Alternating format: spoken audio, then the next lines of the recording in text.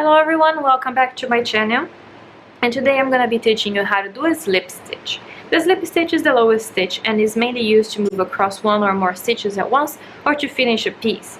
So to start and practice our slip stitch, we're going to be needing a ball of yarn, we're going to be needing a crochet needle, and if you've seen previously my other videos, we're going to need to have a slip knot and a set of chains already prepared for us to start practicing. If you haven't seen the videos and you're wondering how to make a slip knot and the chains, you're more than welcome to go back to my videos and check that out so we can learn how to do the slip stitch. Alright, so to learn how to do a slip stitch, we'll go inside the chain here.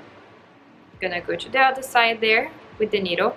We're gonna pull the yarn through this loop, and now we still have two, so we're gonna just get the seam through the other loop, and that's a slip stitch. Alright, I'll do it one more time. So we'll go inside the chain here. We're gonna get the yarn from the other side. I'm gonna go through, and we're gonna go through. Another slip stitch. So we'll go inside the chain. We're gonna get the yarn in there, pull through, and pull through again. And that's how you do a slip stitch. Slip stitch is also used in case you're doing amigurumis and you need to connect this set of chains into a circle to start your work, because on amigurumi mostly we work in circles.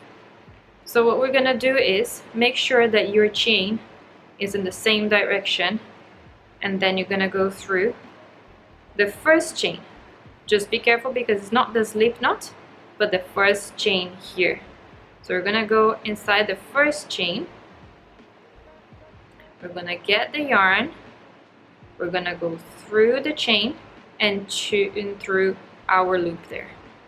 And then we're gonna have a circle.